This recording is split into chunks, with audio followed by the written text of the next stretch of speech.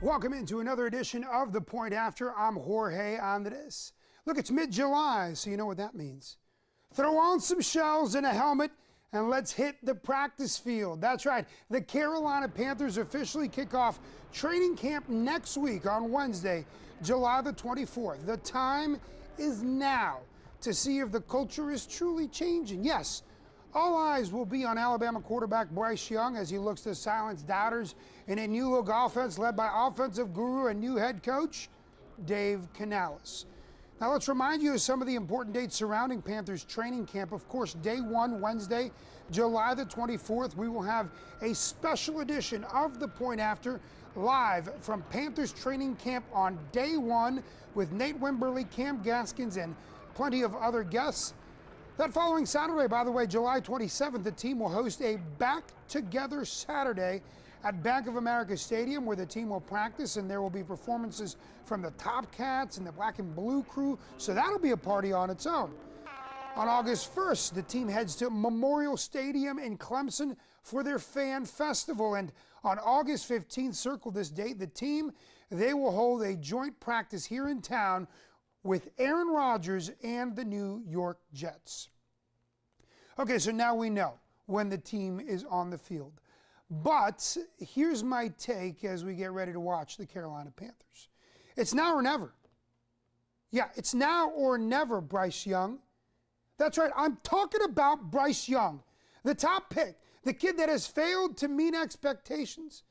Now let me pump the brakes here and be clear about something. Bryce Young has the talent. He's got the arm. Bryce Young has the intelligence that he needs to be a successful quarterback in the NFL. And Bryce Young has the right attitude needed to win. What Bryce Young didn't have was an offensive line. What he didn't have was a supporting cast. What he did not have was a coach to tailor his offense to his strengths. Well, guess what? Now you do. You don't want to run for your life? Okay, let's fork out over $150 million and get you some of the best offensive guards in Lewis and Hunt. Well, I don't have anyone to throw the ball to. Okay, let's draft a fast wide receiver in Xavier Legette. Let's get you a trade for another wide receiver to get you some offense. Well, I don't have a safety blanket or a run game. Okay, let's draft a legitimate tight end then out of Texas that can be your safety blanket. Let's run the ball first to set up the play action. That's what Dave Canales is doing. But I don't have the coach that plays to my strengths.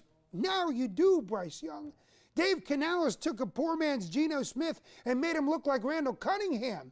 He took a Baker Mayfield who was playing scout team defensive end here in Carolina and turned him into a division winner that was playing in the postseason while we all sat at home here in Carolina. You got a coach now. You got some protection now. You got some receivers now. It's now or never, Bryce Young. Forget what you have not done in the past. I don't care. It's now or never. Dan Morgan said he's looking for dogs. Well, dogs are made in the summer, and we're about to find out if we have a young pit bull or a young Shih Tzu. The time is now. We'll be watching closely come July 24th. Now let my blood pressure calm down a little bit and let's talk a little college football. Because the city of Charlotte is home, sweet home, for the ACC and all of its new members. And well, they're about to experience our city big time. That's right, the ACC kickoff is next week at the Hilton in Uptown Charlotte, and the ACC welcomes 3 new teams after the Pac-12 is no more. Those teams, California, Stanford, and the 24th ranked SMU Mustangs. That's right, they're going to rack up some frequent flyer miles going to and from games. But welcome to the South, baby, in a conference that will look to remain under ACC traditional rule and not one of those new guys. Let's take you through some important dates for the ACC kickoff. It all gets started on Monday, July the 22nd, as Commissioner James Phillips welcomes the teams. Florida State, Georgia Tech, and newcomer SMU will all be meeting with the media. Then later Tuesday, Cal, Pitt, Stanford, Virginia, and Virginia Tech will be available. On Wednesday, we will have BC, Duke, Louisville, Miami, and Wake Forest. And then on Thursday, the ACC kickoff will come to a close with our local teams of Clemson, UNC, NC State, and Syracuse. And we want to give you a quick reminder that another special edition of The Point After will be happening next Thursday, the 25th, live from the Hilton in Uptown Charlotte. To close out ACC Media Days, we'll have special one-on-one interviews with our local teams and preview what's to come from the conference with our Nate Wimberly, Cam Gaskins, and plenty of other guests. All right, folks, still to come, Charlotte FC still flirting with the top teams in the Eastern Conference. In just moments, we'll preview their matchup against Austin FC.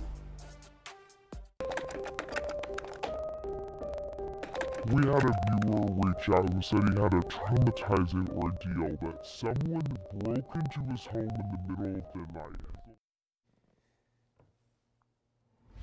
Hey, welcome back to The Point After. I'm Jorge on the desk. All right, look, we heard you.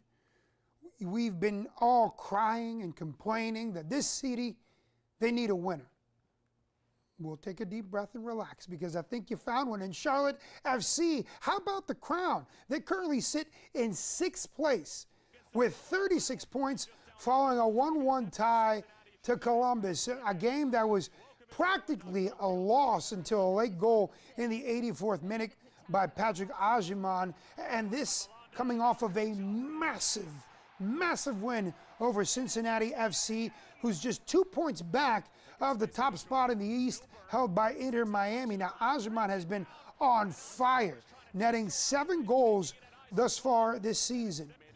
Next up for the Crown, they get an Austin FC team from the Western Conference that's hanging out around the bottom 5, a team that's still trying to find their identity really as a newcomer to the MLS. That game set for 8:30 p.m. tomorrow night from Q2 Stadium. Now, I want you to hear me out. The Crown, look, they're just a win away from climbing up to the top 4 in the Eastern Conference. It's a long season, yes, but Dean Smith is delivering truckloads of wine to his players after promising wine for shutout victories, some that have happened here at Charlotte FC, especially early in the season. Look, this team is playing on a next level. Ashley Westwood is distributing the ball than any midi I've ever seen. He's already racked up 5 assists thus far. We all talk about this being a defensive team, but a team that needs a spark of offense. We know we have it with Patrick Ajiman. How about Liel Abada? It's this guy came out of nowhere. He's been injured, yes, but now healthy. Yeah, now healthy, he's netted 4 goals. Now, they did lose back to Austin FC back in June, that is. So eyes up until you get a win.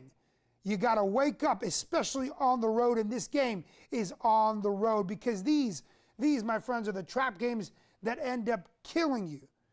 Again, the ball starts rolling for Charlotte FC and Austin FC tomorrow, 8:30 p.m. And once more, we want to remind you that a special edition of The Point After will be happening next week on both Wednesday and Thursday. We will not be on at a regular scheduled time of Monday and Friday at 1 p.m. Instead, we will be coming to you Wednesday and Thursday at 1 p.m.